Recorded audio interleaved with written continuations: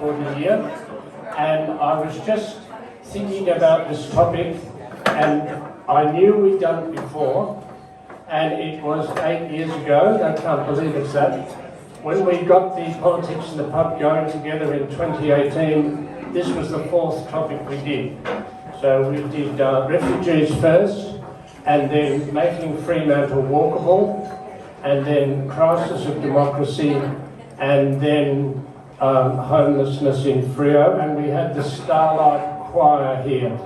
Who in the audience can remember being at that event 8 years ago? There must have been a few of you.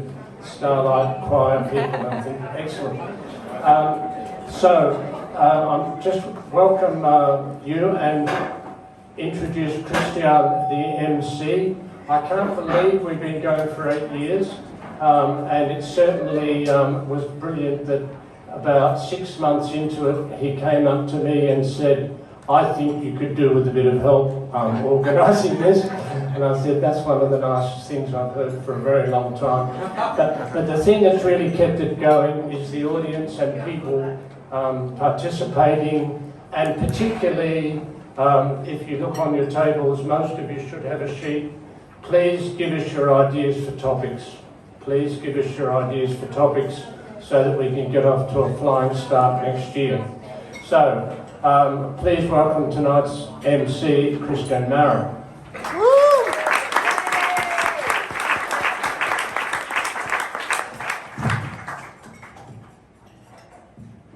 Good evening. Hello. So nice to see you all. What a turnout. Isn't this phenomenal? Now, I'm just going to put this out of harm's way. This is the last Politics in the Pub, probably our biggest year yet. To those of you who are returning, I'm going to start with a round of applause for you. Thank you for being our regulars. Give yourselves a round.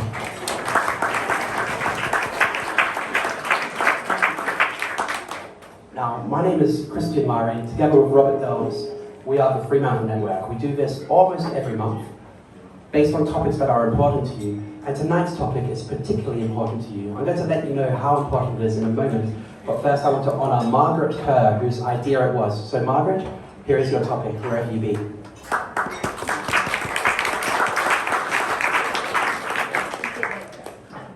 I want to begin by acknowledging the original custodians of this land.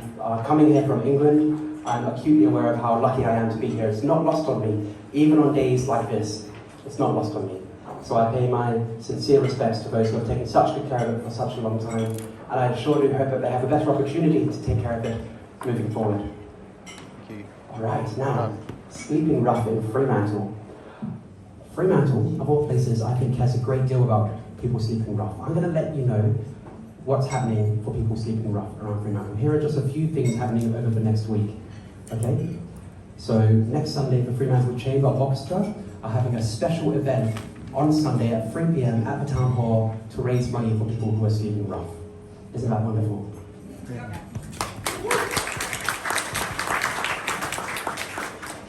Tomorrow at Fremantle Chess Community across the road, we have a Grand Master visiting Fremantle. His name is Timur Kubakarov, and he's going to be doing exhibition games raising money for people sleeping rough in Fremantle. Isn't that amazing?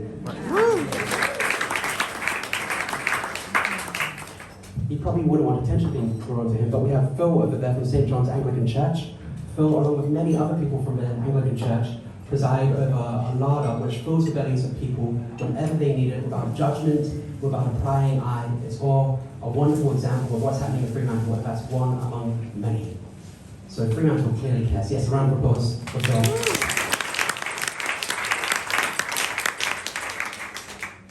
Now, I'm not going to take up much more of your time. Okay? I'm going to do some acknowledgements. I'm going to let you know the format, and then I'm going to get out of here. So I would like to acknowledge, of course, the new Mayor of Fremantle, Ben Lawver.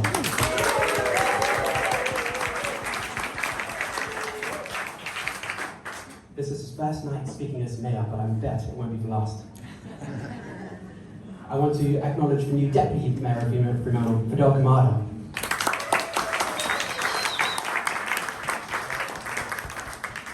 I want to acknowledge Councillor Andrew Sullivan, freshly elected.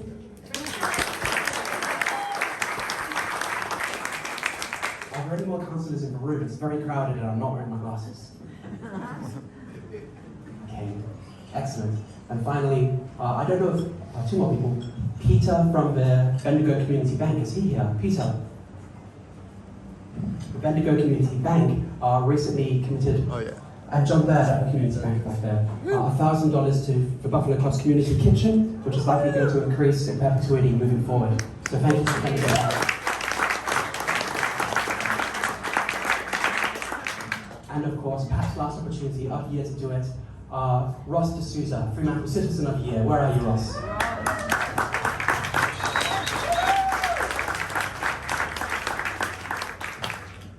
Aren't we in blessed company, yourselves included? Now, here's what we're going to do. We're going to have our speakers. They won't take up much of your time. You're going to want more of it. They're going to titillate you. After that, you're going to have 15 minutes, basically, to fill up your glasses and get a meal. Then you're going to come back and have your say. It's very, very straightforward. It's going to be a wonderful night. I'm looking forward to it. So, without further ado, let me introduce our first speaker. Traci Cascioli.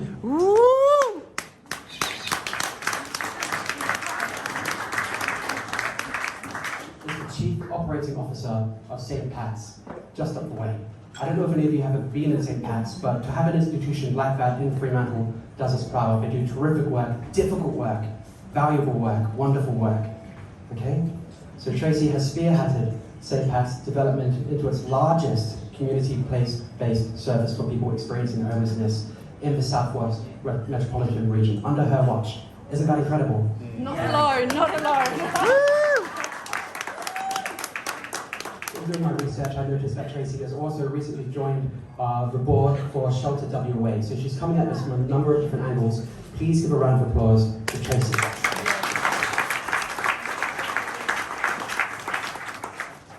All right, so thank you so much for inviting me here. I haven't really prepared any speeches, so I'm going to just talk to you a little bit about what St. Pat's does. If I go over and it gets too boring, just boo me off, all right? And I'll be fine with that. I'm sure you're going to have lots of questions later, so yeah, we'll wait for that. And I'd like to just say, yes, Fremantle cares. You know, it's just amazing the amount of things that are happening and support that's being given to us. I just look around the room and I see so many familiar faces, people who are supporting St. Pat's and the work that we do. And, you know, yes, a big shout out to Phil. Thank you very much. Been supporting St. Pat's for a long time. Dave over there, who runs our Sarmate Hotel Choir, you've probably heard of for goodness knows how many years now, Dave. Renton and works in our kitchen every week, providing making meals for everyone. And there's so many of you here tonight, so it really is lovely. For those of you who maybe don't know St. Pat's, or might be some of you here tonight, just a very quick recap of who we are and what we do. So St. Pat's has been going for about 53 years now, since 1972.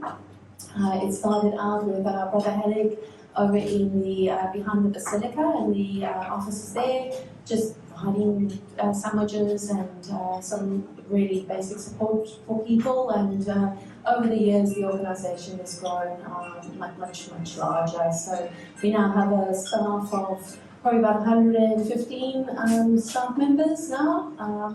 We have offices in Fremantle. You probably may know our engagement hub, but we also have offices in Kwinana, Rockingham and Mandurah, and we have outreach teams that work across the Perth metropolitan area.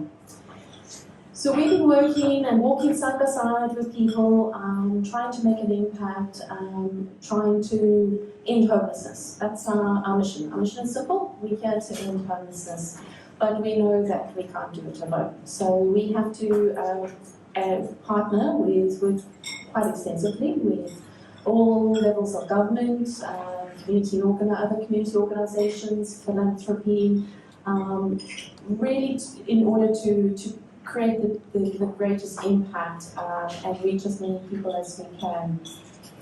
Ending homelessness is certainly a tough challenge, but you know, certainly looking around the room with so many of you here tonight to listen to listen and learn and be part of the solution is what is going to make all the difference. We're supporting people every day and their lives and stories are all so diverse. Most cases, people are just falling through the cracks of systems that are broken. Systems, mental health, justice, all the systems. They're all a bit broken and not really talking to each other, and as a result, people are suffering. So we've got a big challenge ahead of us in bringing our systems together to make a difference. We work with people, men and women, families. We have programs specifically for Aboriginal people, youth. We offer a range of services, and so we are a community housing provider. We have managed about 330 units of accommodation, largely in Fremantle, but also a bit more broadly. And I think last year alone we provided 534 people with accommodation. So we've got some exciting new projects in the housing sphere as well on the cards. So we're looking at developing some units of accommodation for single-parent families in the Banana region. Hopefully that will go through soon. And you may be aware that we've got a development underway at 12 Queen Victoria Street, where we're looking at creating 22 self-contained apartments for people as well. So some exciting times ahead in local housing.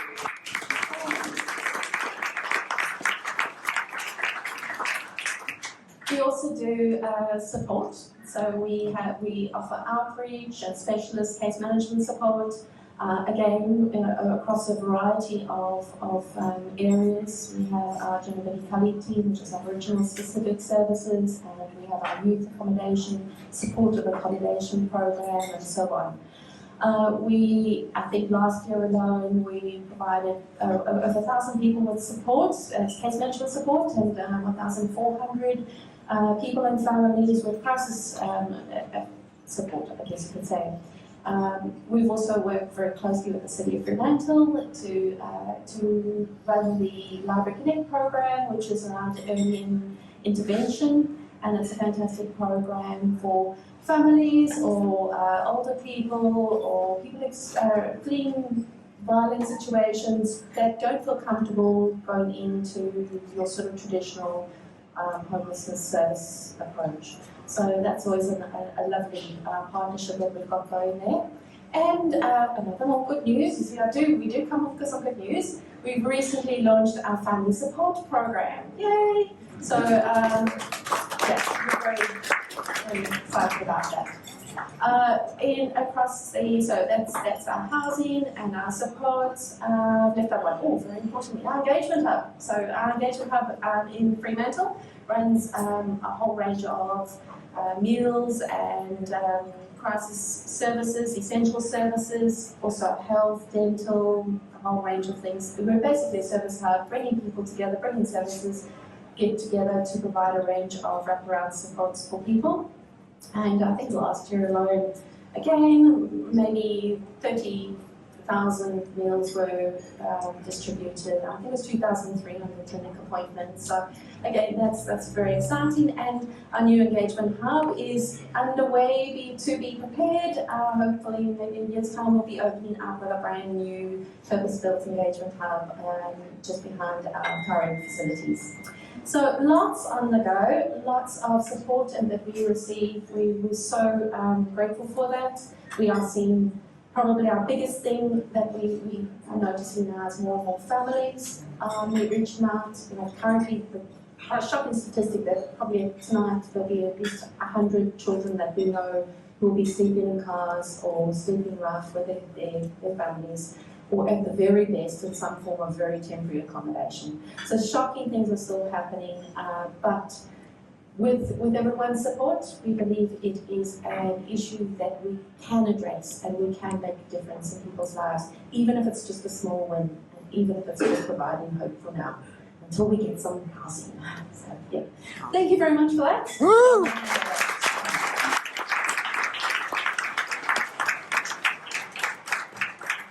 Thank you so much, Traci. Now, I'm hoping that during the Q&A, you could be our resident expert on the data as well. If you're comfortable with that. Is that okay? Yeah. Well, give it a go. Give it a go? Wonderful. Now, on the point of different families coming in, at St. John's for Velada, here's something that happened 2 weeks in a row. One week, on a Monday, a woman came in and she asked me about Velada but didn't take any food. The next week, a man came in and asked to be shown to Velada and collected a bunch of food, saying that his wife had told him all about it. Okay, so it was like a husband and wife team doing scouting missions throughout Fremantle, finding where they could get food.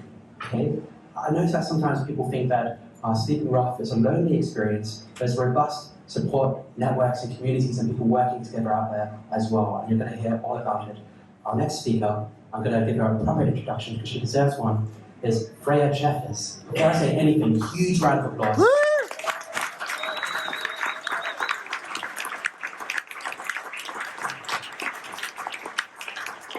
Now, Freya, who I have a good reason to believe is going to be Fremantle's Citizen of the Year, inevitably, eventually, hopefully, is too naughty, she says. She's incredibly humble, but Freya lives in a house called Flamingo House. She had a restaurant in Fremantle called Flamingo Fremantle. Maybe you're familiar with it. If you go to that house at any given time, there'll be a number of people there who Freya has met in Fremantle who are sleeping rough, who she's invited back for a meal and for a bed. It's basically a shelter that she's provided just from her own house. How wonderful is that?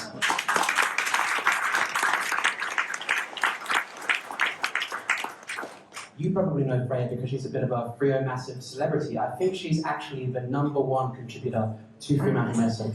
Her most recent post on homelessness and sleeping rough got over 1,000 likes. So if you haven't met Freya in person, you've probably read her words. She's extremely articulate. Please welcome Freya Cheffers. I'm a bit shy talking into the microphone, but thank you so much for holding such a beautiful event, and I love coming to Politics in the Pub, and it's such an honour to be asked to speak, and it's such an honour to be here with you guys. And am I doing something wrong? That's it. And to be and listen to you speak is so beautiful. I have written a bit of a speech. I stood about 20 minutes before I came here. But everything you just said was so beautiful. I've got so much love and respect for St. Pat's, so enormous. And it is like the Queen. I feel like you're the Queen here. And also, I want to make mention to the street doctor. Street doctor's amazing, and what they do for the community, as well as there's people that we don't even see on the street that do so many beautiful things for the homies, the streeties. I don't know if anyone's read, I've written before, I hate the word the homeless. I hate that term, the homeless. It feels very segregated, don't you think? Like they've got no home, I've got a home, you know?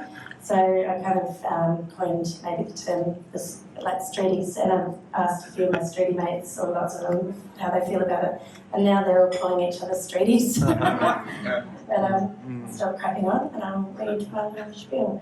So, walking past an old mate on the streets of Freya, looking forlorn, dishevelled, hopeless, with hat and sign saying homeless, please help me. Sometimes he's wearing no footwear and his feet are throbbing, scabs bleeding. Sometimes she's sobbing and pleading with eyes so frightened. Sometimes they're muttering, shuffling back and forwards. I'll just stop there for a sec. I actually met a guy when I was 17 in Fremantle who we named him the fuck shuffle guy, and he would do 2 steps forward, 1 step back, and he'd go fuck. And me and my mates thought it was hilarious, but then one day I sat down with this fella and had a yarn to him, and I asked him, what's going on, what's the story? I was 17, very curious, you know, and it turned out he was a lawyer. He was a Perth judge, ex-judge, and his wife and 2 daughters got killed in a car accident, and his mental health deteriorated rapidly after that. That is not an uncommon story of how people end up on the street, and there's, you know, we need to, we need to kind of bring awareness into the fact that there's a lot of judgment of drugs and alcohol, and they're just munted on drugs and alcohol, whatever, and they've ended up in the street for that reason. But I can tell you 1,000 stories that are not all about drugs and alcohol. Yes, when they're on the street, yes, they get offered stuff that make them feel better and ease their situation, and then, of course, the addiction happens. But anyway, so muttering, shuffling backwards. Trolley full of their only possessions, which is their home, but they're at risk of being stolen every night as they lay their feeble body, aching bones, down on that cold and unforgiving hard concrete bed of theirs. Often the thieves who take their stuff in the night are drunk and out-of-towners who've been clubbing and find it really funny to not only rob them but kick them in their sleep. Others are police who confiscate their stuff while they're looking simply for somewhere to toilet, a luxury for almost all of us here in this room tonight, in our cosy homes, but not for streeties, who often don't make it in time to the toilet, or when they do, they find it locked up. Why? Like, COVID's over. There's open toilets. And when they make it back to their camp already in despair, there's a move unnoticed where their belongings once were. I have a story. I have many stories. This is one. I've had many experiences with street mob. In fact, one profound story exists. I was coming home from a catering gig in Cottesloe a few years ago, and I had yummy leftover food. But as I was packing up, I felt all of a sudden very fevery and sick, like I was going to be wiped out with the flu, maybe COVID at the time. So I drove down Market Street and thought, I'll see if my mate Andy is in his usual spot outside the deli opposite the Nash. If anyone reads my story tells on Facebook, he's the guy who came into my restaurant, Flamingo Freya FOMO, one day and was going to kill himself, but I talked him out of it by saying I needed someone to taste a dish I had invented and to come back in an hour. He came back and tasted it, loved it, but still wanted to kill himself. I thought my food would stop there. So I said, mate, I need someone in the kitchen chopping veg. So he jumped in and turned out this fucker was a chef.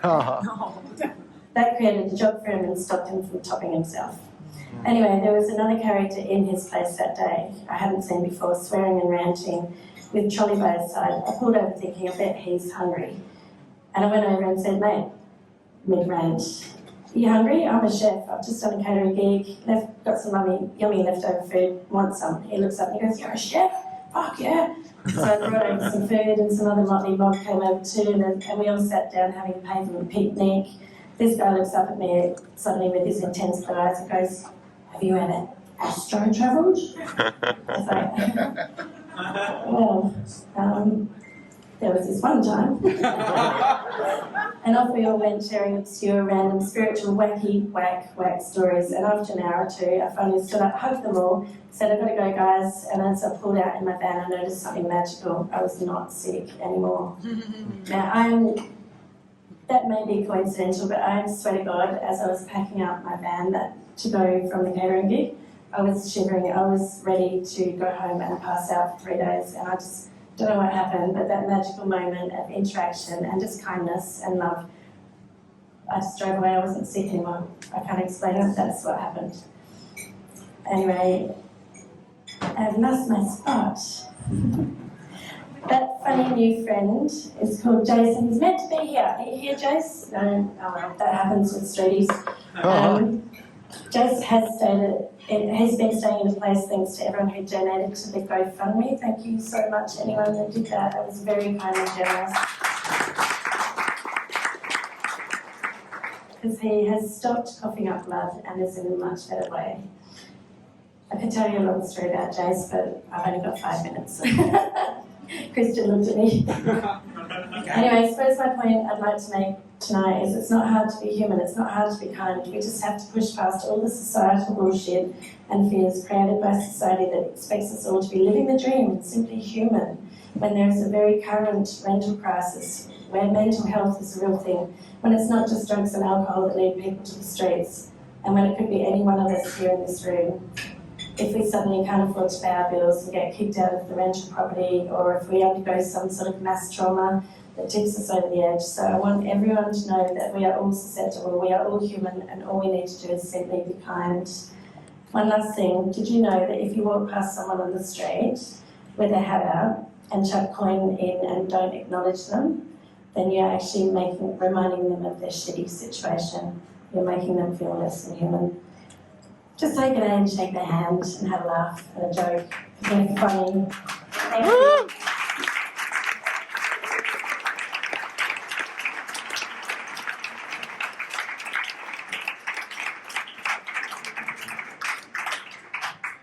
Thank you so much, Freya Cheffers. Oh, Jace. Hello, welcome. Now, Freya pointed out that sleeping rough, becoming a streetie can happen to any of us, right? At any given moment, something could happen that could flip your world upside down, and with the cost of living and rental crisis and whatnot, I think we're acutely aware of this. I live in a rental, and lately I've been getting letters in the letterbox saying, to the homeowner, I would like to buy your home. And that terrifies me. When I read that, I feel like somebody sent me a letter with a black spot on it. It's actually actively terrifying seeing that there are people doing this, right? So I don't know what your circumstances are like, but I think the precarity of life is something that's well worth all of us remembering. Our next speaker, Tom Azuki. Yeah. Now, I tried to come up with a bunch of stuff to write down to introduce Tom, and he scribbled it all out. So here's what we have. Tom spent many nights sleeping in the park, but is now well known in the recovery scene. Please welcome Tom Azuki. Thank you, Mr. Chairman. Thank you all for hosting the organisers and everybody who's not. Thanks, Freya, for inviting me to speak. If anybody here doesn't like what I have to say, just blame Freya. She's one of real quick on the homelessness, I was homeless because of my drug addiction and alcoholism, but on the 15th of December, I turned 1 year clean of all drugs and alcohol.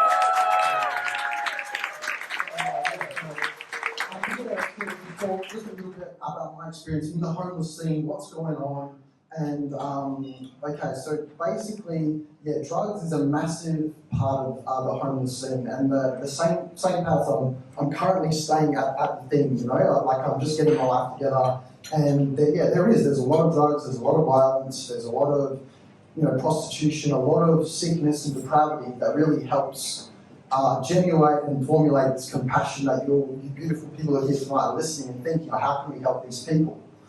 And you're doing exactly what needs to be done, is to shine a light on it, which generates compassion, which is a good thing for you guys, because your lives will be better. The more compassion, the more you care about your fellow man, the better your lives are going to be. So there's some self-interest there, and along with all the practical things that I've talked about, that Traci has talked about, all the housing. I've got a few ideas that I want to share about with you guys really quickly. And like, forgive me, look, I just apologise if anything I say comes across in bad taste. It's just purely just like my own sort of like ideas spitballing. Alright, so the place I live at, there is so much drama. And I was thinking the other day, if we captured this on camera, it would make a great reality TV show, right? That's monetizable, that people can watch on their phones on their way to work, and let's say they like a favourite homeless person. Oh, I'm just going to tip them $5, and then the house takes $2.50. So then that raises the capital up. What we need is a syndicate, and individual stakeholders can put together an upgraded camera system, audio, and everything, and capture all the drama in 4K. It will go viral. You know, the goal is to get it onto a Netflix special, raise money for more homeless, for the housing of the homeless, right? That's what we want, right? And that way it doesn't have to come out of your individual pockets, you know what I mean? It's about getting involved with these crazy homeless people. I live with them. Like some really quick, funny stories. There's this one guy, and I bless him and I pray for him, you know, and yeah, he's schizophrenic. And, you know, like he asked me to borrow a phone charge. I gave him some cheese and milk, you know, and like this poor guy, I hear this knocking on my door one day, you know, and I'm in the middle of my, like, I'm into the positive thinking. Anyone here into positive, you know, Tony Robbins and manifesting the universe and all this sort of stuff? I'm in the middle of one of my manifesting sessions in my little hobo room, right? And I'm visualizing success. I hear this, and this crazy guy opens the door and he's got marijuana on his hand and he's got this big smile on his face and he wants to, like, you know, pay me back for helping and giving him food and stuff. And I say, sorry, you know, like, I'm an ex-drug addict, I don't do that anymore. And he just kind of smiles and, you know, walks away. You know, and that same guy, it's like God bless his heart, he's triggered the fire sprinkler in his room and sealed the bottom of his door, and then his room created like a little pool full of water. Everyone's banging on this door, and then he lets the door out, and it's like a tsunami of water. And we all get, everybody gets, and it's like all this crazy stuff going on.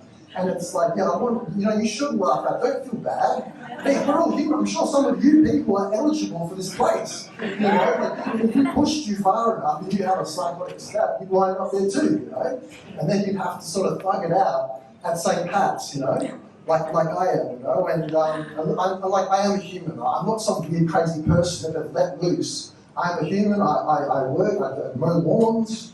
I'm a salsa dancer, well known in the Perth Latin scene. I'm actually teaching salsa classes right now. I don't know who these girls are. I'm serious. What I do now is film me. Like, oh my god, I dance with a homeless guy. So I'm and I talk to homeless people every single day. I tell you a few little facts, what I think is happening in the future. I've got a lot of connections, a lot of guys in jail right now, and I've got a lot of friends who are Aboriginal. The big main Noongar families in Perth, a lot of them, all their sources tell me there's a lot of influx coming in from the country, the bush, into the city. Now, I love Aboriginal people. Some of my friends are Aboriginal people. You've got to understand how this is going to affect you as Fremantle people, right? You've got thousands and thousands of First Nations people coming into the city. We've got that 12-story police station that's going up in the road. We've got mass migration, whatever you want to call it. There's lots of migration, good or bad. I don't know, I'm not saying it's good or bad, it is what it is. But I want everybody to think about what this is going to mean for the future. And what bottom line is, it is what it is. So, the more screwed up society gets, the more it's going to affect you, especially everybody in the audience. Get ready for your mental health to be challenged. And I want to throw a bit of positivity at everybody in here. It's just like, get ready for, and I'm not saying be on the defensive as well. I would advise everybody to get reinforced security cameras, or you rich Fremantle people, you can afford it. Yeah, I'm putting on security cameras, but that's everything, bro. It's like I can sense where things are going, but also have a heart of gold. Like Freya, God bless you. You run that amazing house. Ran across Freya. I love this place. I love Fremantle. I came here a year ago. I absolutely love it. I used to hate Fremantle. I'd be like, don't you reckon Fremantle men are a little bit creepy, You don't know what you're doing out here in South Beach with your sunglasses, doing laps, you know what I mean? It's just like, I know, right? Because I've been, yeah, so she's looking at us guys. It's like, that's what you were doing the other day. How was she out and she broke up? Okay, but all right, I'm going to wind this up. I'm going to hand this over to the mayor. Thank you so much for listening to me, and just God bless you all. Yeah, right.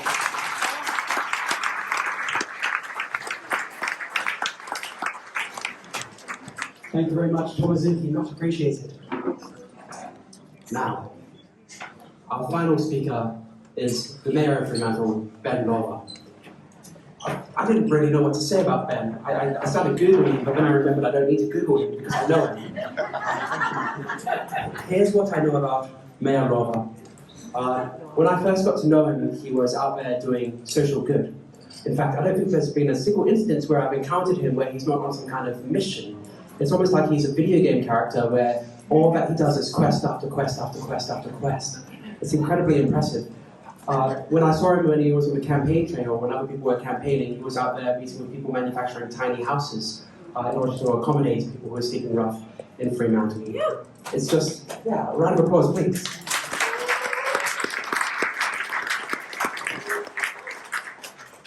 I suppose what I'm trying to say is a wonderful thing for Fremantle to have a mayor who is inspiring and walking where he talks. And so I know that's a little bit sentimental, but there you are, better than Google.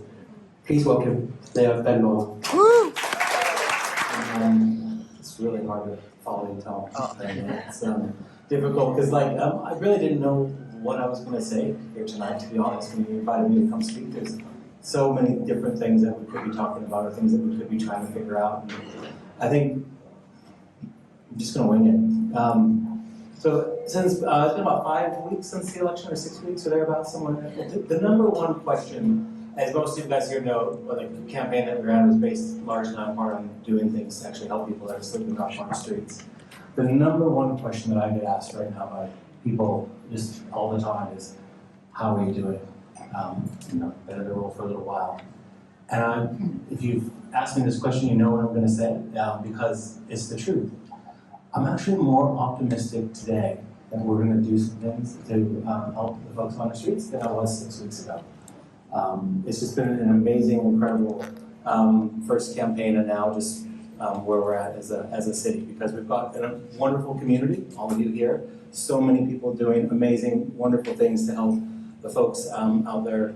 We've got a council that I think is ready to do our part, and then we've got also amazing service providers as well. And for me, the key is not us trying to do it all, but bringing everyone together and then seeing what we can do. We'll do something, and then we'll look at that, and then maybe we'll do something else.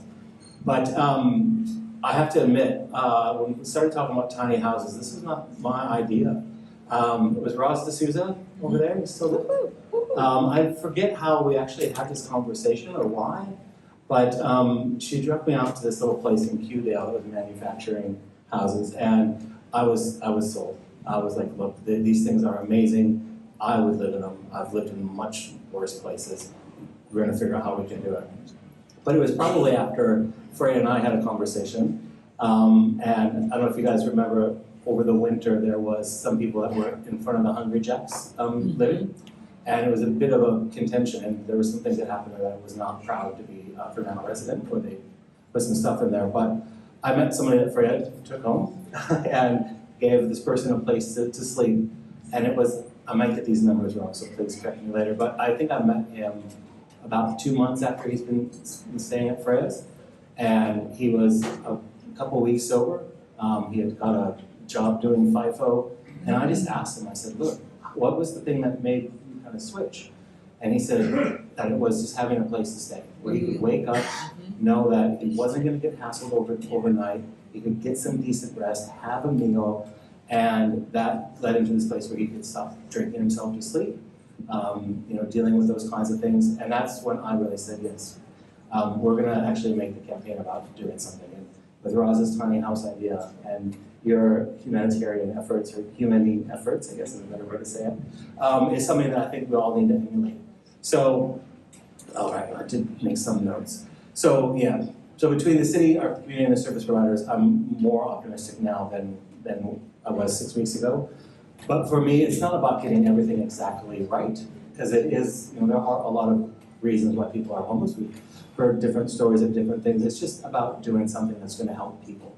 We'll do one thing, like I said, we'll see how that goes, and then we'll do something else. And it's just trying to get as many people as possible into a space where they feel comfortable enough to pull their lives together and take that next step, because it works. And it sounds crazy. Tracy, one of my good friends is Victor Creviton. Do you know Victor? He worked at St. Pat's for a long time, and I first decided to run for mayor. I called him up and said, Victor, I'm going to run for mayor. I got this crazy idea. We're going to base our campaign on helping people that are homeless, and we're going to do it by giving them a house. And we have to kind of have an on-running joke, because really it's sometimes what people need.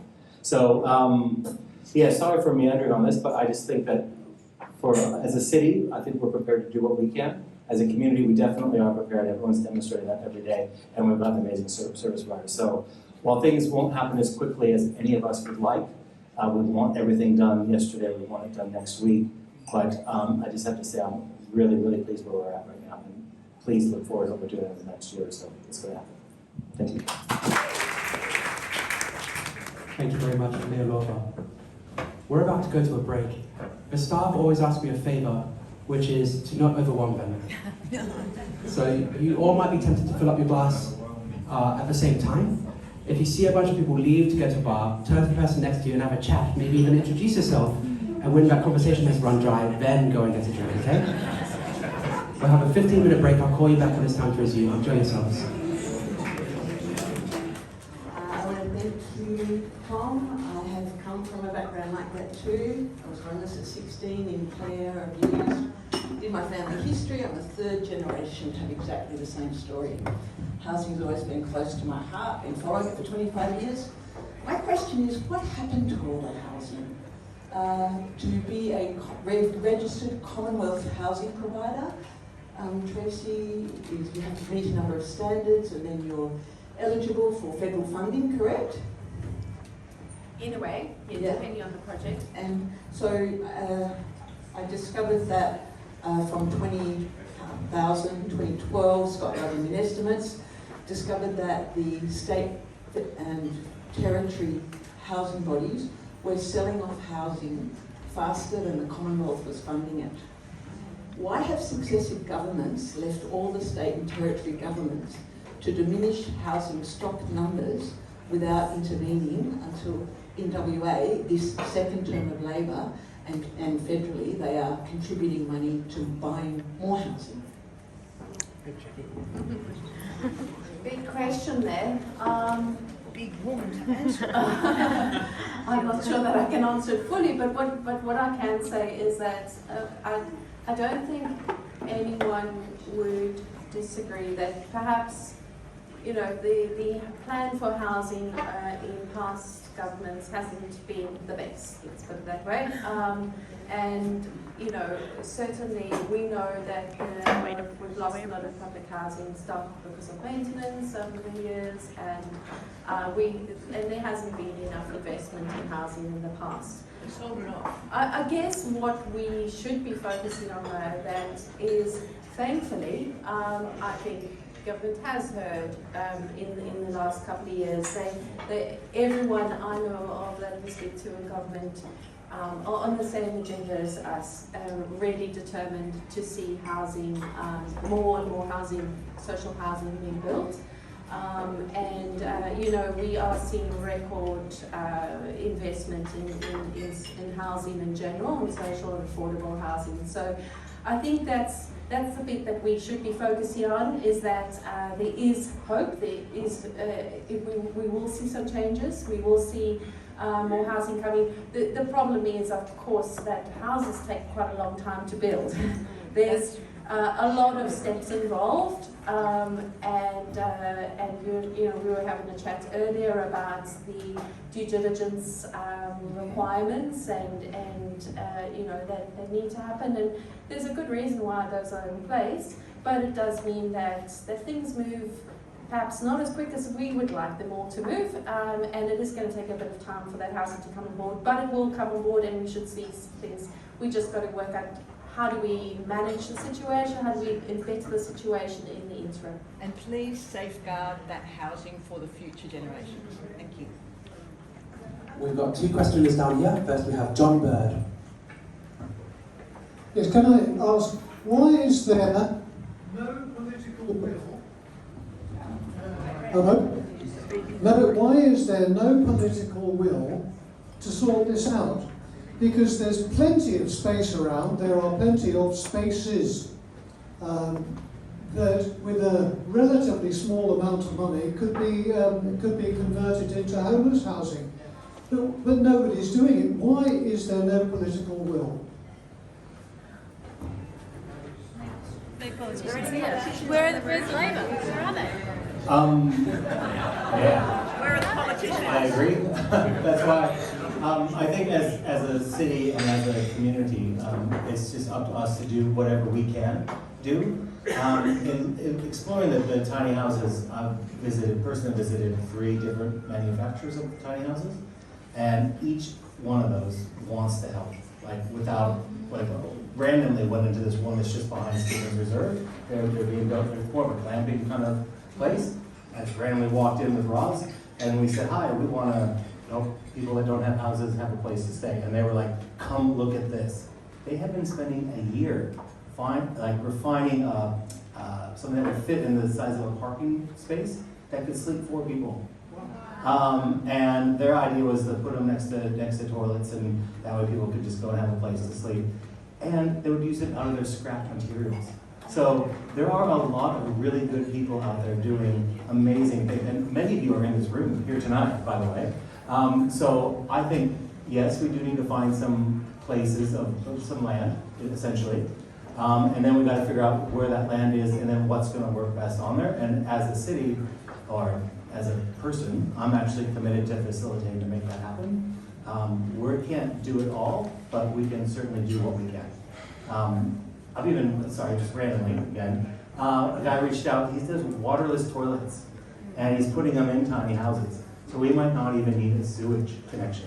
My neighbor, he used to do off-grid power generation for different mining stuff, but those kinds of things could power tiny, so we may not need the electric connection. So there's a lot of solutions out there, and for me personally, it's about getting to that end goal of having this happen. So the political will for other levels of government I cannot speak to, but I think everyone here today, and from the conversations I've had with council, I think we're going to do something. We're going to do what we can. So, all right.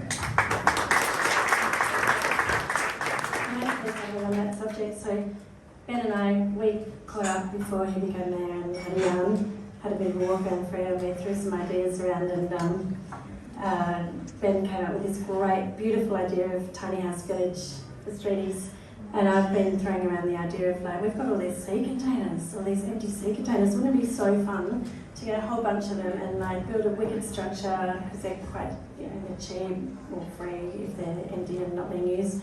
And even build a community centre, so with a big community garden where people can be interactive and we can get artists to come in. And there's a lot of amazingly talented and creative street crew who are artists. In fact, Jace, my mate, is one of them. He's a very talented artist. We're going to have an exhibition soon. And you know, get that happening as an interactive community centre to take the load off St Pat's, which is one of my big sort of hopes and dreams for the vision of Freo moving forward. Thanks.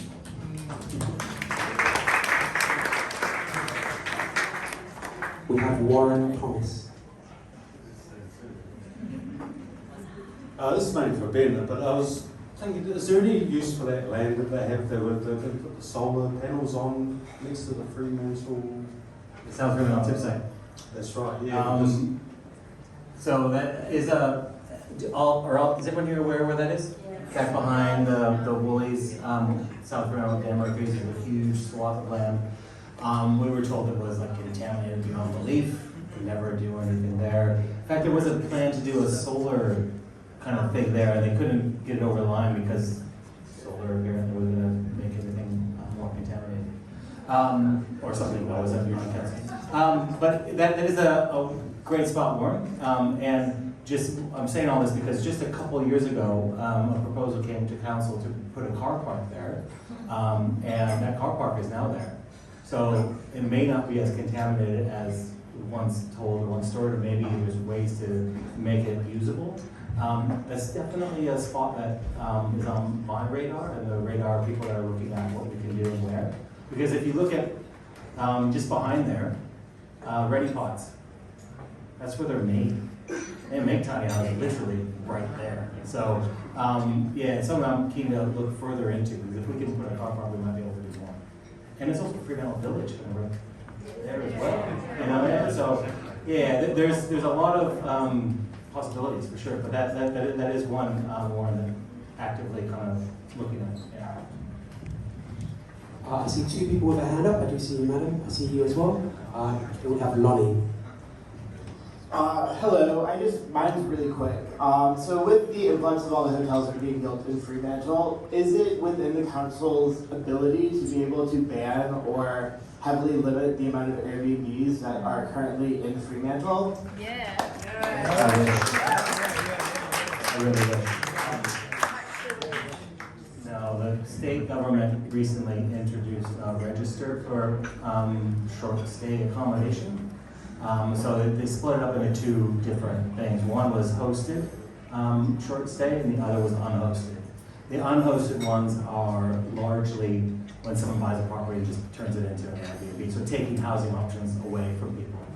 The hosted ones are largely folks that have an extra room, and they're actually adding to the housing options of our community. So when we look at the Airbnb, it's really, for me, it's not necessarily black and white. Well, maybe it is. Maybe it's one is the good one, which is adding housing options. Otherwise, it might be not necessarily a good one. We're recently looking at how we levy, because we can levy rates, correct? We do that for everyone in that property. Thank you.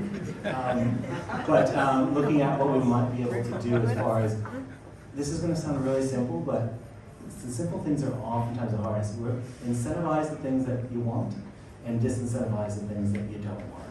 So can we tax the unhosted Airbnbs to the hilt? And can we just, the ones that are adding housing options, dial that back a little bit? So those are the kind of things that we're actually actively talking about at the moment. So I'm optimistic that this council's, well, we'll have a good debate, that's for sure, but I'm optimistic.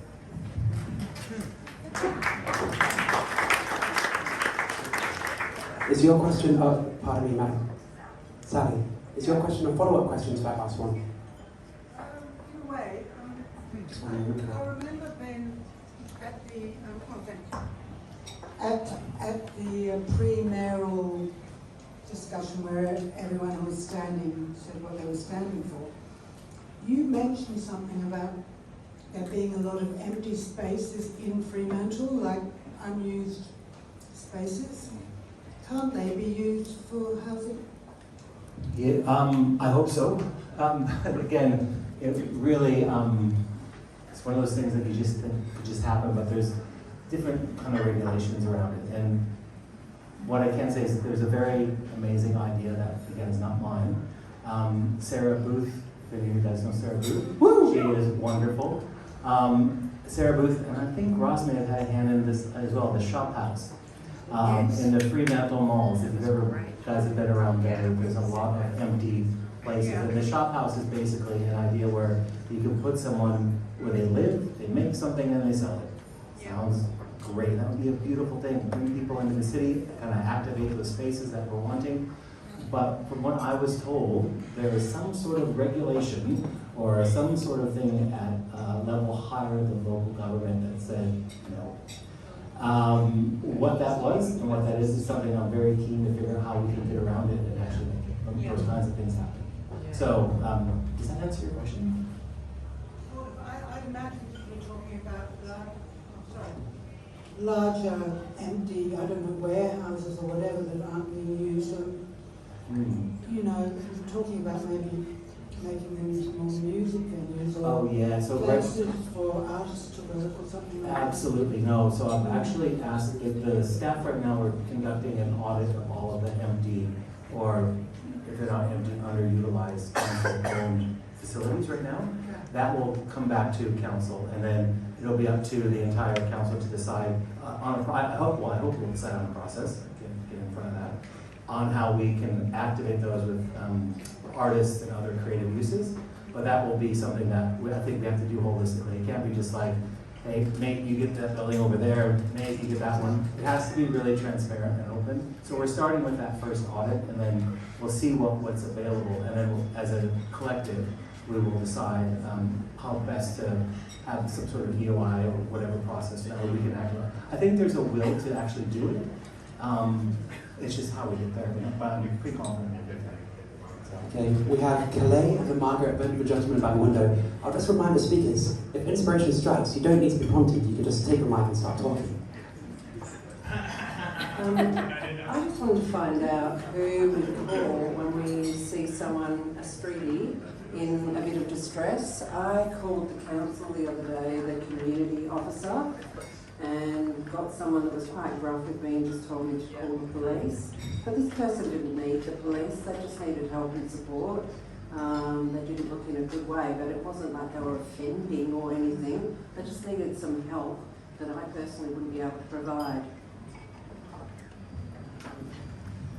We do have our heart outreach teams and our street to home outreach teams. So we do have links on our website. That says if you need any support yourself or you know someone who does, let us know. So you are welcome to use those channels. If you just have a look at our website, it'll take you through how to do that. And yes, our outreach teams then will respond to that to go and try and make connection with people and just to determine whether they are someone that already knows our services, and the reality being that there is no housing out there, that their situation is what it is, they're being forced to rough sleep. But it may be that we are able to assist in some way, and then we certainly will.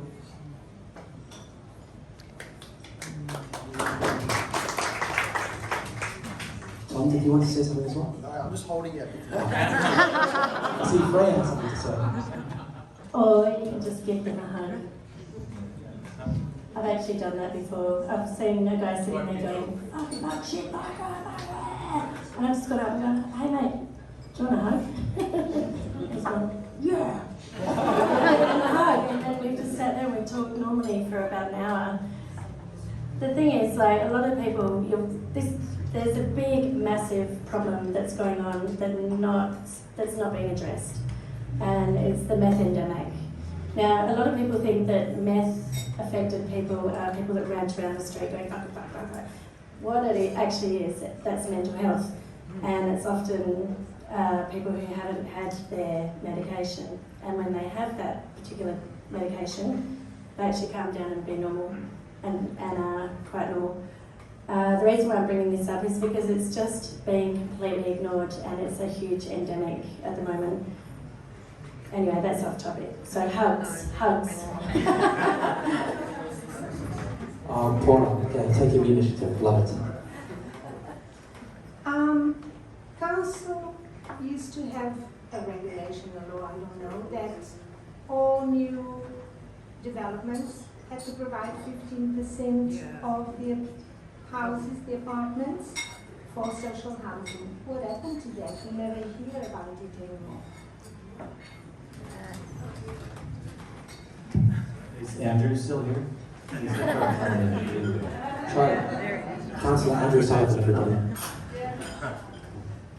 It wasn't a policy that applied to all housing. It was essentially an incentive bonus that if they wanted an extra story or something like that, then there was a requirement for social or affordable housing, or I think we also had requirements for much smaller units as well. The smaller housing is an important part of the housing crisis. I mean, we live in houses which are 4 times the size of a standard Spanish house. So we have a housing crisis, but we don't have a crisis of the amount of square meterage we have. We just have a crisis that some people are using a huge amount and others are getting nothing.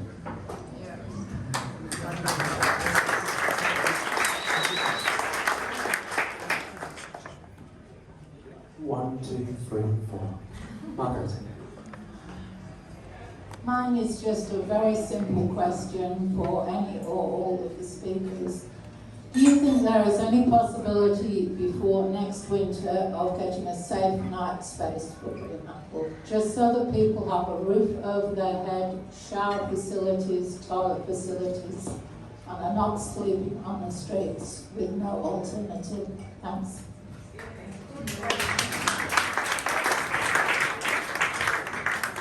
I would love just to say yes, very confidently right now.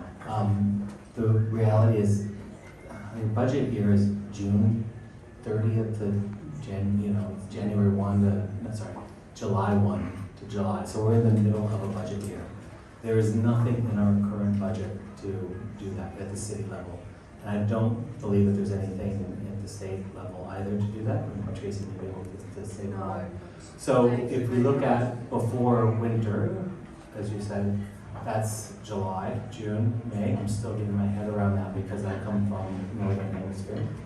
But I said this when I first started, I'm more optimistic today than I was 6 weeks ago that we're going to get something done. Now, if that means that it's going to take longer than that, great. But if we can do it quicker, I'm on board with that as well. I just can't confidently say yes right now. I wish I could. Now we have Kirsty here who can actually speak on this point. Well, so consider, yeah. I was just hearing the words affordable housing and social housing used sort of almost interchangeably, and they're very different. And people would ask a question about social housing, and then there'd be a response which mentioned affordable housing. And social housing, you can tell by my hair, back in my day, social housing was housing with a very small rent, and you had it for a long time, if not for life. Like your family had a house with low rent, it was government property, and it wasn't going to be taken away from you. affordable housing, there was an example of it recently. My son was very involved with the Wool Stores renovation from the status point of view. And I think Ben knows him. Anyway, and Andrew certainly does. But he was saying to me how in the redevelopment, I don't know if it's in the final one, there was a proposal was for affordable housing in there, which must have been part of the stipulation. And the affordable housing were very small units in there with some was a communal area because they didn't have all the facilities in the one place. So I don't know if it was a communal lounge room or something, they had their own kitchens, I'm not sure. But these small units were going to cost $800,000 each. And that's affordable housing. That is a very, very different thing from housing a family on a low rent in the way that they used to back in my day. Yeah. and am I just dreaming? Will it ever happen? Will that ever happen again? That there'll be government housing going at low rent for people? With the right government. So I guess on that point, I think there's definitely a need for both types of housing. So to take your point, yes, they're different.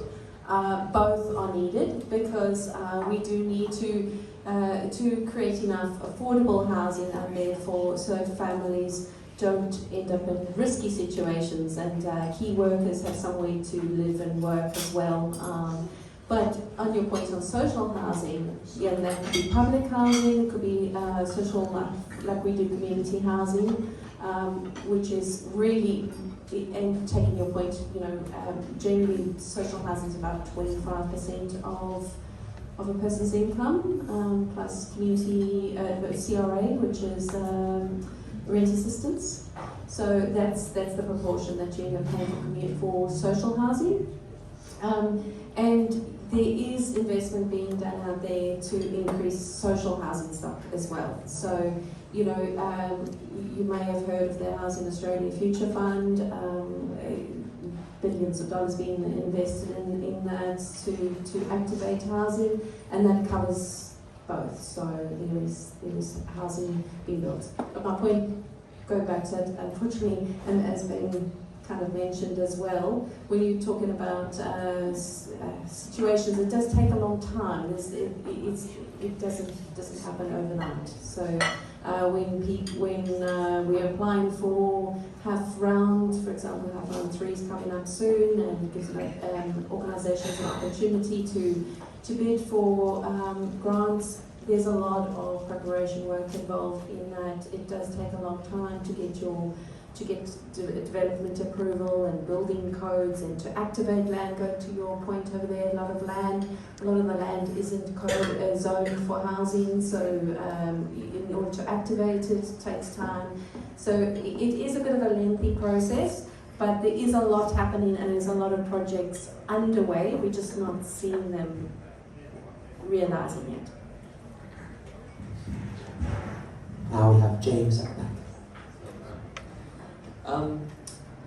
I appreciate, I don't know if it was Traci or Freya earlier mentioning the meth, the drug component of this problem, but I would love to hear a little bit more about the relationship. For me, it seems to be there's a bit of a chicken egg situation. Once you become homeless and then you enter the drug scene, you are caught in a cycle that only someone can help pull you out of.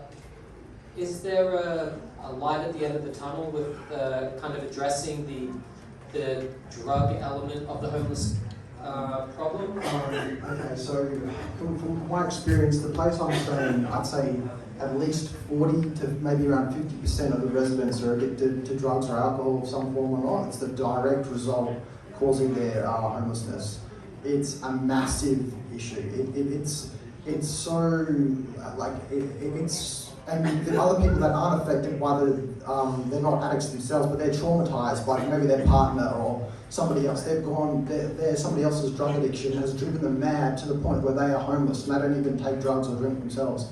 It's a massive issue. There definitely needs to be, in my opinion, more rehabilitation facilities and sort of programs that that I benefited from, that got me off the drugs and alcohol, so that I could be a functioning member of society. Definitely it's a big problem, because a lot of the things that they are going in, they sort of encourage the victim mentality. You know, they just say, "Oh, you poor thing, it's the world." There's no accountability. I was lucky enough to get a good mentor that said, "You know, you're the problem." You know what I mean? It's like you need to pay back the money. You need to stop blaming the world. Be a part of society. You know, and yeah, if anybody in this room has friends or family or maybe a partner who's a drug addict, you know, point your finger and say, "No, you're the problem," you know. Just, but not like that, but in a nice way. You know? I guess I would also like to make the point that, I'd love us to start separating the issue of homelessness and substance misuse, because it's not one and the same. Unfortunately, we've seen increase in AOD or alcohol and drug use across our communities, in all areas, across sectors, so that we work and everyone has been impacted by it, and certainly across communities. So it's not Fremantle alone; we're hearing it all over. It is a big issue. It's a prominent issue, and we certainly committed to doing whatever we can to linking with agencies. We work with Palmerston. We work with Dawn, which is Drug Alcohol Withdrawal Network. We've got a Ready for Change program in our lodging houses, which really looks at not only harm minimisation. So if you are going to use a substance, make sure you do it safely. Is kind of the message there. But also, if you are wanting help to get off a substance, then there is help available there as well. Is there enough help? Probably not. Definitely not. We need more. There are long wait lists for most rehab services, so we do need more. But is work being done? Yes, there is some activity happening in that space. Can I ask the experience people, what relationship is there between substance use to ameliorate emotional distress and trauma? Yeah, I know, but it's one of the biggest factors. Like me personally, I couldn't function in society. I needed drugs or alcohol to do the laundry, to go to work, to leave my room. I was terrified. It was like I needed oxygen. I couldn't live without it, and I had so much unresolved trauma that I just didn't know what to do, so I just used drugs, and that's just, a lot of them do, they're trapped in a bubble that is separate from the world, and that is the life of so I guess if you, basically how it relates to people in this room, if we can help them break that bubble, then it affects everybody, because there's less crime, there's less, sort of problems, and it makes everyone happier. So Freya mentioned mental health. That's really big issue out there. Yeah, mental health sometimes is, we see people with a presentation say, oh, that person is drug affected. Very often the underlying cause is mental health, and that's not being treated effectively. So, and then there's the interdependency between substance use and mental health, so that does go hand in hand, and which one comes first is always the question. So there is a bit of your chicken and egg situation. But yes, we can't underestimate how serious mental health is, and you mentioned it as a coping mechanism, you said it, and very often the underlying bit is the trauma.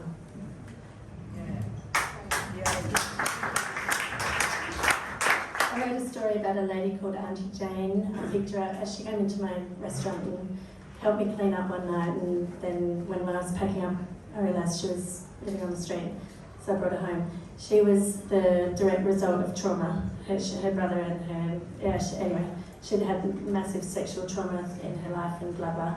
Not alcoholic, not drug addict, just enormous amounts of trauma. I could tell you so many stories of people that have ended up on the street, nothing to do with alcohol and drugs. But it's rife out there. It is a buffer.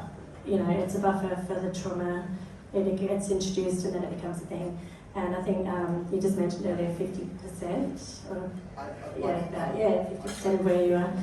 So, but I reckon the drug and I definitely think that the meth endemic is a whole other subject that we should address probably on another night, but it needs addressing, like it really needs addressing, and it's so misunderstood.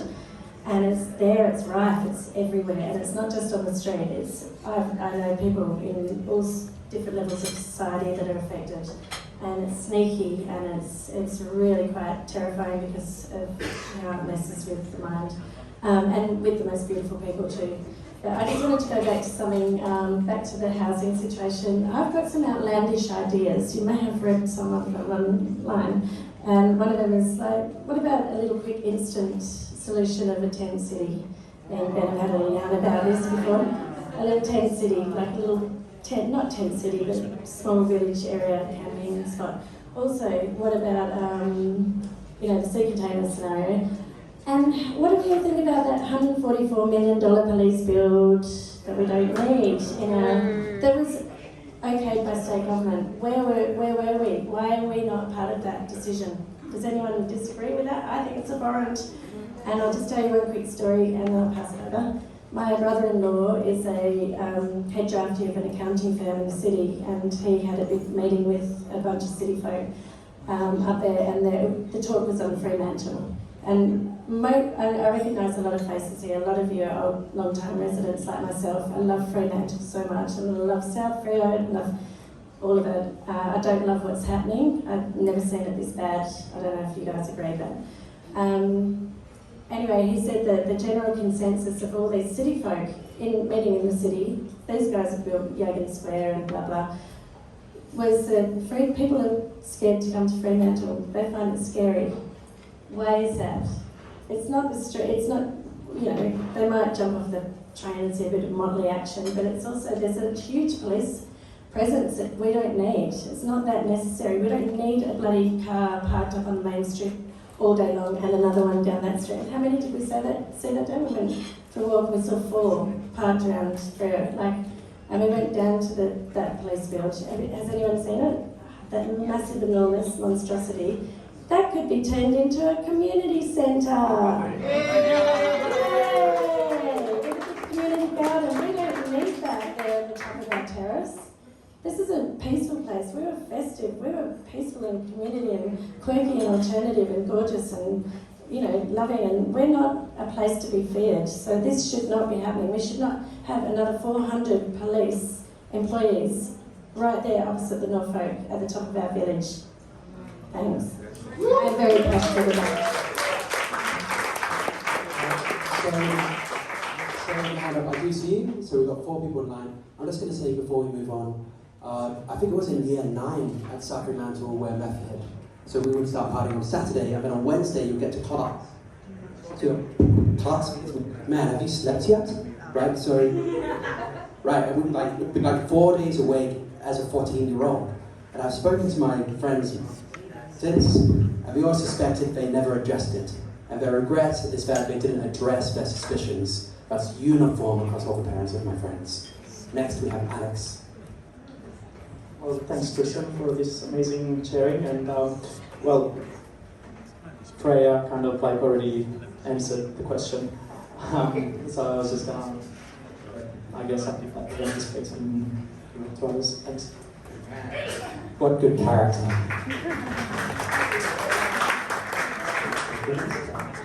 I do see you. 1, 2, 3, 4, and then we're going to close. Thank you.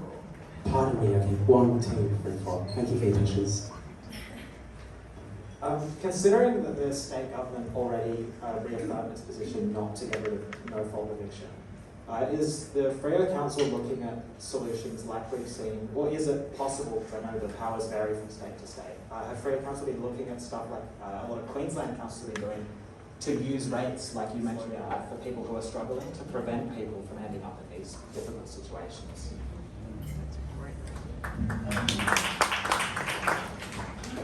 Again, I've said this before, I really wish we were. That would be amazing, but I'm not sure that we can. So I know that St. Matt's has some programs that help people in the crisis, so I might use the Traci they mentioned, because there are things out there. I just don't know that that's a local government. Yeah, there are a number of rent assistance schemes that you can, or emergency relief that can provide some assistance. But I think regulation of rent is a good topic to bring up, and I guess also it's more about also maybe a cap on the rental increases that are allowed, because that's something we do see a lot of people struggling with, or entering into homelessness because they're not able to afford really unrealistic rent increases. So yes, but there is look out for it. There's a number of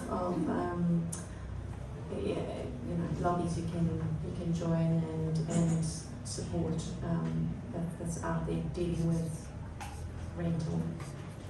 But yes, I think Perth became just this last week the most unaffordable city in Australia in order to rent. So yes, we've overtaken Sydney in that respect.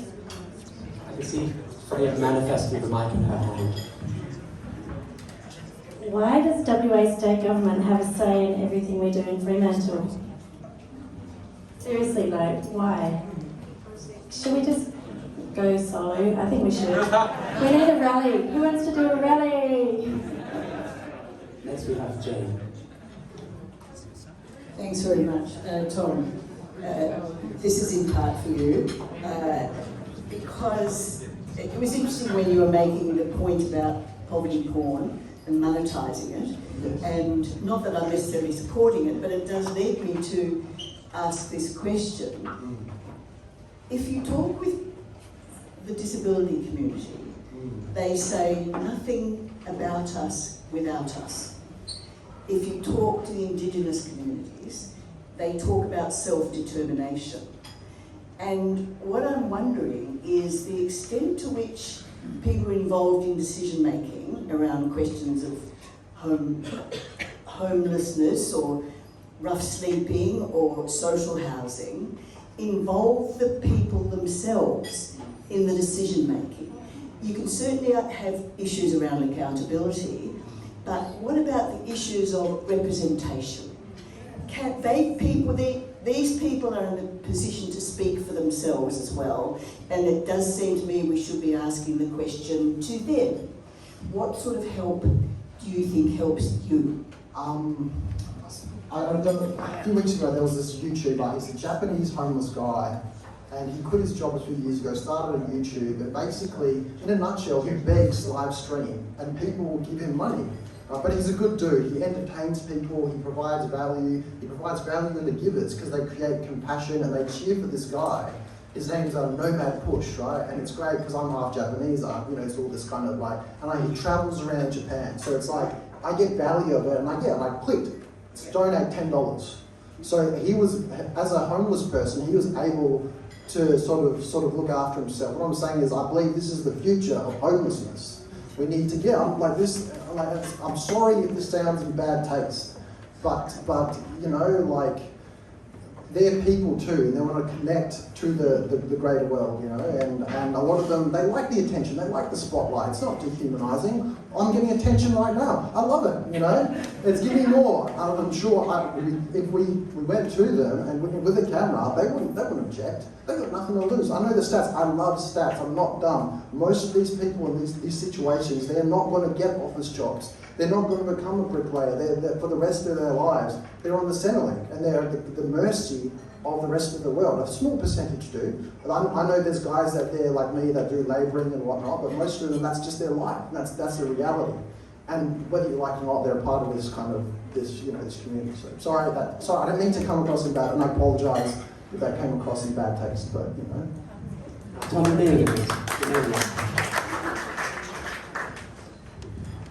So, thanks. And I think Tom here is a fantastic example of how someone with lived experience is able to advocate very strongly on these matters. So, well done, you speak really well on these. I go back to that point. Great question. Thankfully, I think we are seeing a bit of a movement around inclusion of lived experience in most aspects around planning.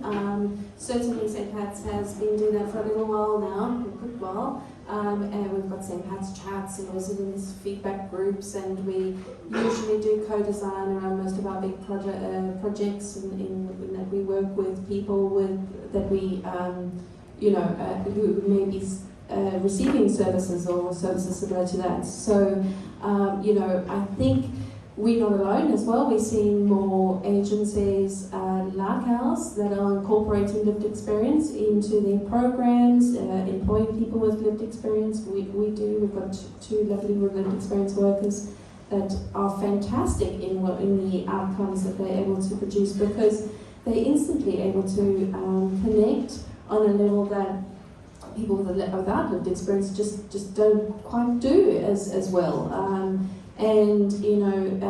They able to build trust very quickly with clients, and they're able to link them in with services in a different way that others without lived experience aren't able to do. So I think that's fantastic that we see this movement, and yes, it's encouraging. It's maybe small, maybe we're not nearly in terms of homelessness lived experience. We aren't anywhere as doing it as well as perhaps mental health. They do things better. We've got a bit of a journey still ahead of us, but it's going. And I've got so many things. It's probably going at a slower pace than we would all love, but it's moving in the right direction. So like Ben said, we've got more hope around things changing for the better. Now we've time for two more, and then I will close it, okay? Were you going to say something there? We've got Jim. I'm very worried about the push for American people coming in from the submarines. Yeah.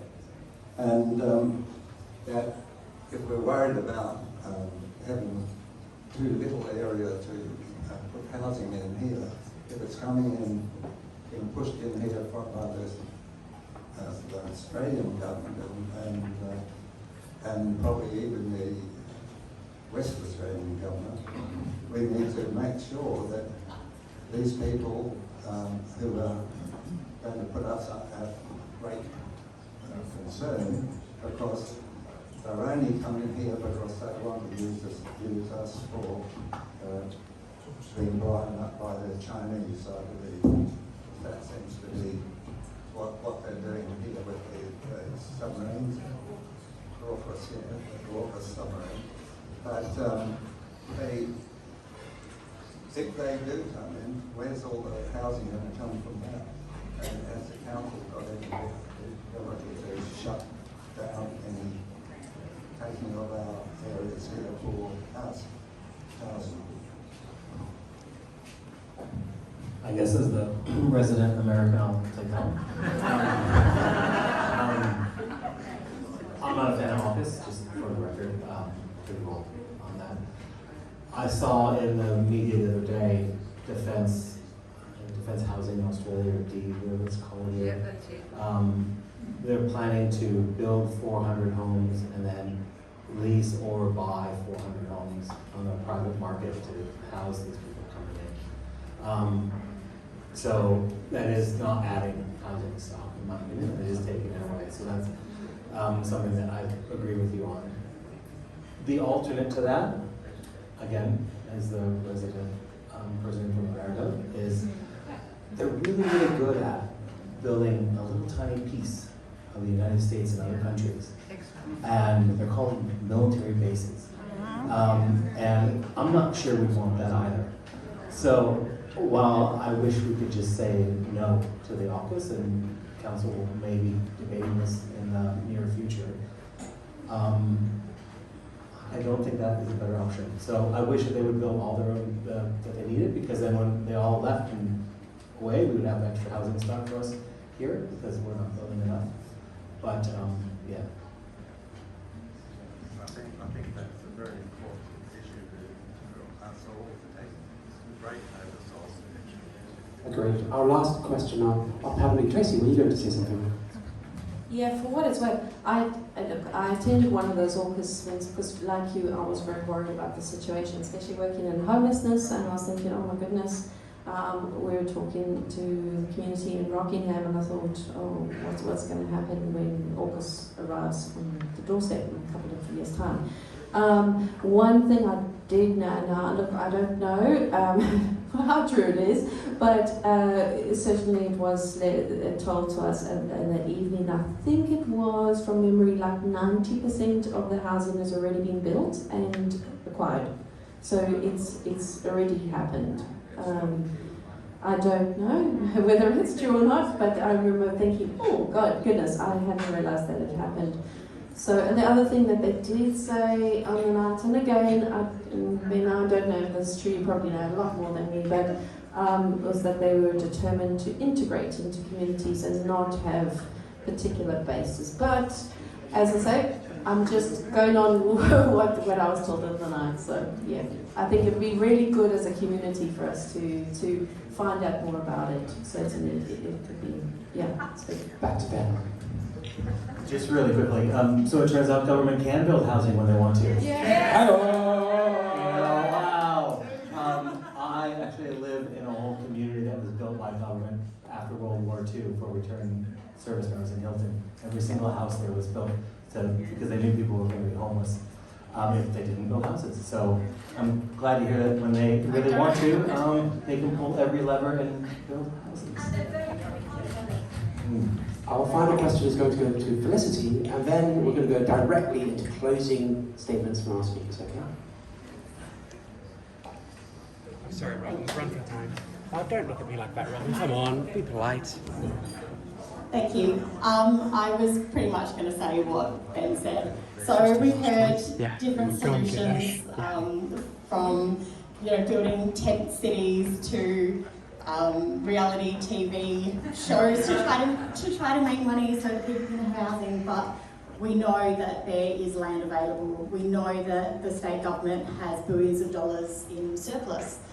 We know that they can build the housing when they want to, as we've seen with Defence. It's great that we have a room full of people that care so much and want housing for people. They don't want to see people on the streets. But we've also heard that there's only so much that local government can do because of the policies that are determined at state level, because state government hold the money. So I guess my question isn't actually to the panel, it's to everyone else. What are we going to do about it? What are we going to do to hold this government to account? Rally!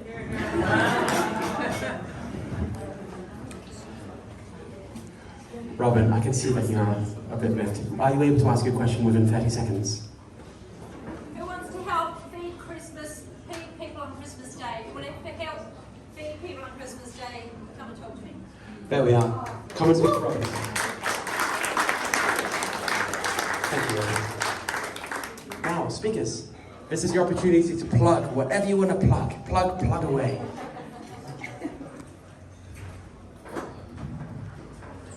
There's a little bit of something that's come up for me tonight, which has confirmed something that I've been suspecting for quite a while.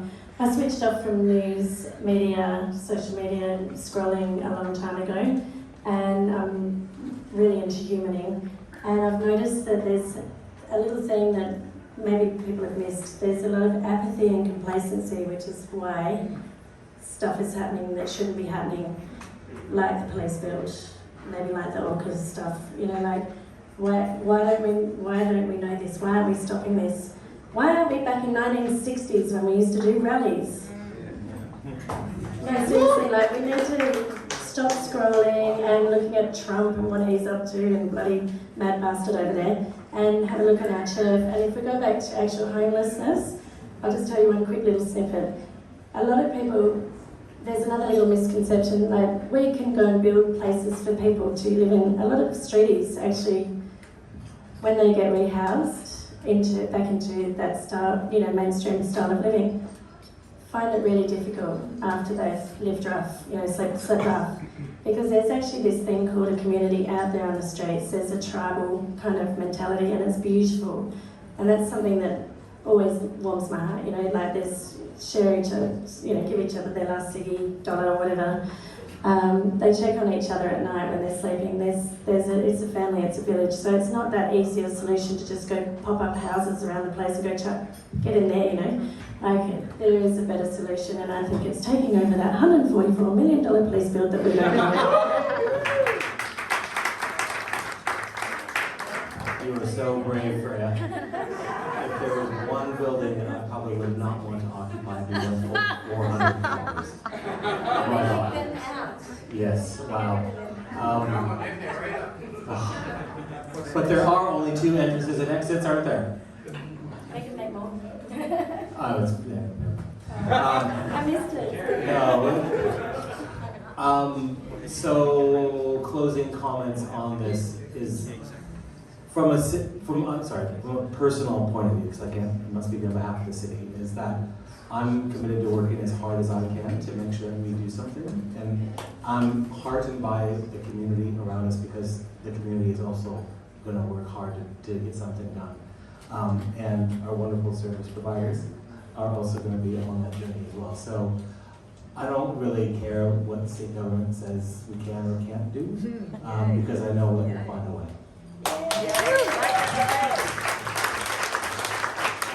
Thanks for everybody else coming, thanks to the speakers, plugging. Okay, so yeah, I mow lawns. If you need a cleaner or a gardener, I'll do it cheap. I'm an experienced salsa and bachata dancer. I've started to teach recently as well. And I also know the best places for recovery from drug and alcohol addiction are absolutely free of charge. Any referrals, but that's just something I do for free. So if anybody in this room has got a friend, family member suffering, refer them to me. I'll call them up, male or female, and sort of try and help them get the best opportunities for things.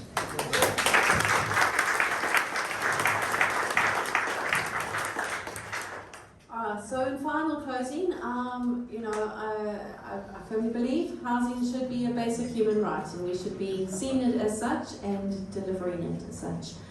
We at St. Pat's, we firmly believe that everyone has a right to a safe, secure and affordable long-term house, a forever home that they should be able to be proud of and live securely in.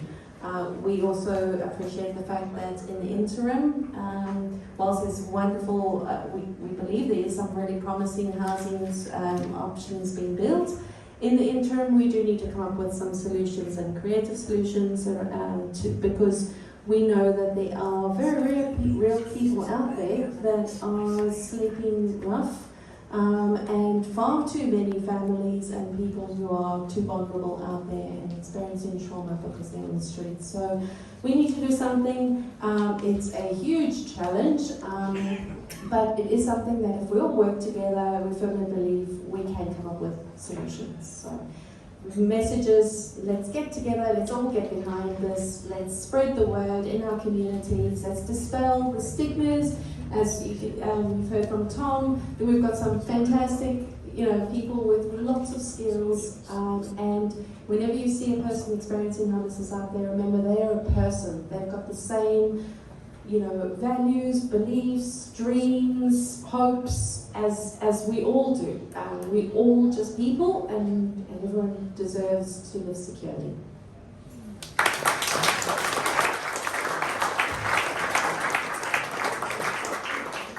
Please give one more really big round of applause for Traci Cascioli, Freya Cheffers, Lawver, and Azuki.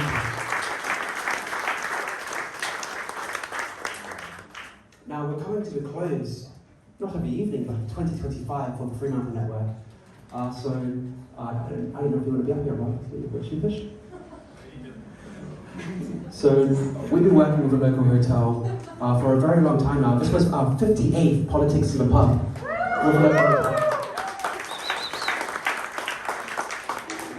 I just want to say I've worked with many venues around town, and the local hotel and the staff, they are head and shoulders just wonderful. They're magnificent. So we have a representative here from the local hotel, Manager Sam. Could we please have a... Oh, I'm so sorry. Ash.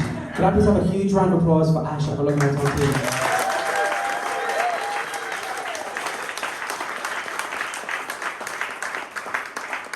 Rob and I wrote this card, and we've got the events that we've done on the back. Something that's pretty cool is Politics of a Pub is going to feature the Cambridge Humanities for Western Australia Year 9 Social Studies Handbook. So across Western Australia, we're going to be studying this as an example of civil engagement here at the local hotel. So thank you so much.